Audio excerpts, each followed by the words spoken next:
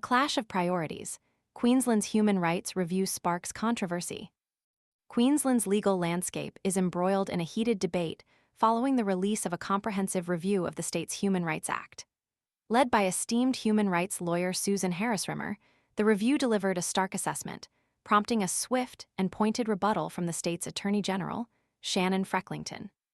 At the heart of the controversy lies a fundamental disagreement over the weight given to victims' rights within the framework of human rights protections.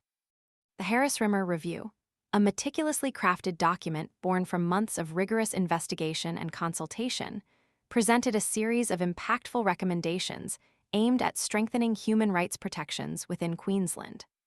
One of the most significant proposals called for the government to eliminate exemptions that permit children to be detained in adult-only police facilities or confined alongside adult inmates. This recommendation, rooted in the fundamental principle of protecting vulnerable minors from potential harm and trauma, highlights the review's commitment to safeguarding children's well-being within the criminal justice system. The report detailed numerous instances where children faced undue hardship and psychological distress due to these current arrangements.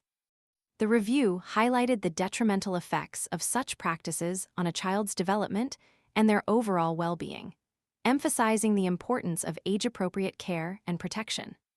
However, the government's response has been far from enthusiastic.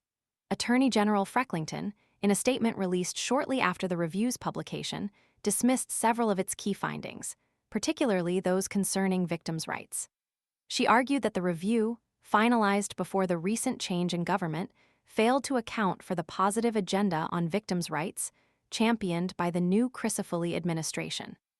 This dismissal sparked immediate outrage amongst human rights advocates and opposition parties, who accused the government of prioritizing a narrow political agenda over the broader principles of human rights and the welfare of vulnerable populations. Frecklington emphasized the recent enactment of the Making Queensland Safer Act 2024, citing its significant enhancements to the rights of victims as evidence of the government's commitment. She insisted that the government remains steadfast in its commitment to delivering on its election promises concerning victims' rights.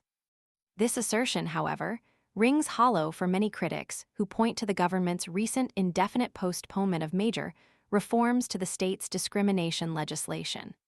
This pause, announced earlier this month, further fuels concerns that the government's focus on victims' rights comes at the expense of broader human rights considerations. The government's adult crime, adult time policy, acknowledged last year as directly discriminatory against children by limiting their protection from cruel, inhuman, or degrading treatment, further underscores the inherent tension between the government's rhetoric and its actions. This policy, while ostensibly aimed at deterring juvenile crime, inadvertently exposes children to harm and neglect, undermining the very principles of child welfare and protection enshrined in international human rights conventions. The review's recommendations, therefore, are seen by many as a crucial step towards aligning Queensland's legal framework with these international standards. The clash between the review's recommendations and the government's response highlights a deep philosophical divide. The review advocates for a holistic approach to human rights, recognizing the interconnectedness of various rights and the need to protect vulnerable populations. The government, on the other hand, appears to prioritize a more fragmented approach, prioritizing certain rights, notably victims' rights, while potentially neglecting others. This approach raises serious concerns about the potential erosion of broader human rights protections and the long-term consequences for Queensland's commitment to upholding fundamental human rights standards.